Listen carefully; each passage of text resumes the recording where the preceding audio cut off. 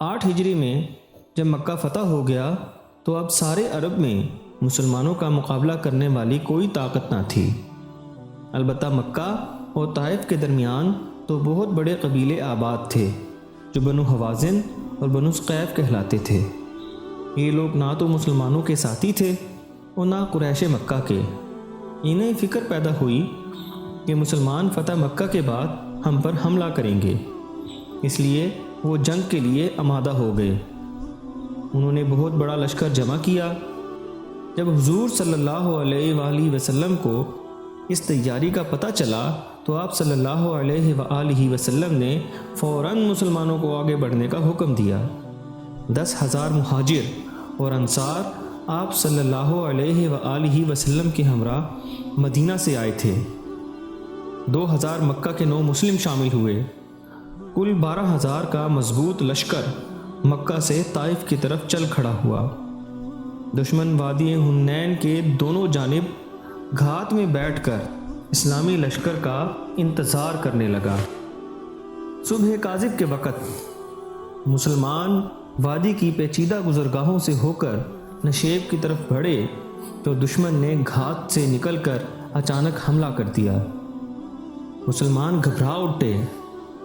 مکہ کے نو مسلم جنگ کی مشکلات دیکھے ہوئے نہ تھے۔ وہ حواس باختہ ہو کر بھاگ نکلے۔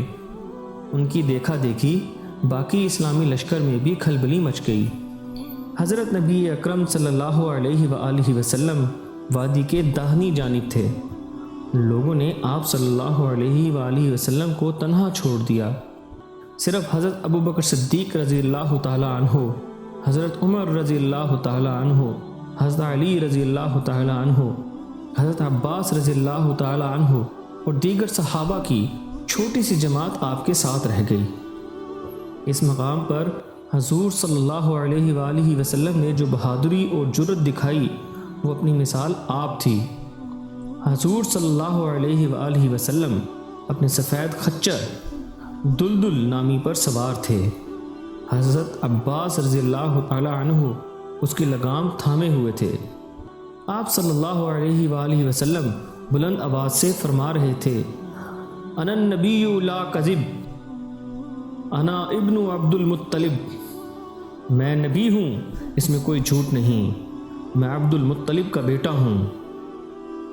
دنیا کی تاریخ ایسی بہادری کی مثال پیش کرنے سے قاصر ہے کہ کسی فوج میں بددلی پھیل چکی ہو، سپاہی گھبرا کر بھاگ رہے ہو اور جرنیل تنہا عین دشمن کی زد میں کھڑا پکار رہا ہو کہ میرے بہادروں ادھر آؤ، میں یہاں کھڑا ہوں۔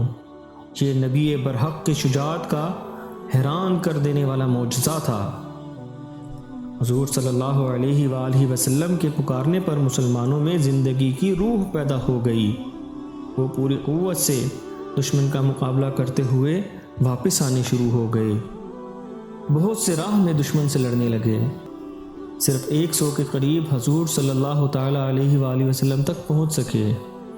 آپ صلی اللہ تعالی علیہ وآلہ وسلم نے ان 100 آدمیوں کے چھوٹے سے دستے کو ہمراہ لے کر دشمن پر اس زور کا حملہ کیا کہ تھوڑی ہی دیر میں اس کے پاؤں اکھڑ گئے۔ اس حملے میں آپ صلی اللہ علیہ وآلہ وسلم کے نعرہ ہائے تکبیر کی صداؤں سے کافروں کے دل دہل گئے۔ مسلمانوں میں جوش ایمان کا سمندر ٹھاٹھے مارنے لگا۔ تھوڑی ہی دیر میں تمام اسلامی لشکر حضور صلی اللہ علیہ وآلہ وسلم کے گرد جمع ہو گیا اور دشمن کے صفوں میں بھگدڑ مچ گئی۔ کہاں وہ حالت کہ مسلمان سپاہیوں کے بھاگ جانے پر دشمن خوشی منا رہا تھا اور ادھر ادھر سے آوازیں آ رہی تھی کہ لو آج محمد صلی اللہ علیہ وآلہ وسلم کا جادو ختم ہو گیا، اور کہاں یہ حقیقت کہ حضور صلی اللہ علیہ وآلہ وسلم نے صرف 100 مسلمانوں کی مدد سے دشمن کے دانت کھٹے کر دیے۔ اس لڑائی میں 6,000 دشمنوں کو قیدی بنایا گیا، 44,000 اونٹ، اسی قدر بھیڑ بکریاں اور 4,000 اوقیہ چاندی مسلمانوں کے ہاتھ آئی۔ ایک اوقیہ تقریباً 1.5 سیر کے برابر وزن کو کہتے ہیں۔ جنگ احد میں مسلمانوں کو تھوڑی دیر کے لیے شکست کا منہ دیکھنا پڑا تو اس کی وجہ یہ تھی کہ انہوں نے حضور صلی اللہ علیہ وآلہ وسلم کی اجازت کے بغیر درہ کی نگرانی چھوڑ دی۔ اسی طرح اس جنگ میں پہلے پہل جو شکست کا نقشہ دکھائی دیا اس کی وجہ یہ تھی کہ مکہ سے چلتے وقت مسلمانوں نے غرور سے یہ کہا تھا کہ آج ہماری تعداد بہت زیادہ ہے، کبھی شکست نہیں ہو سکتی۔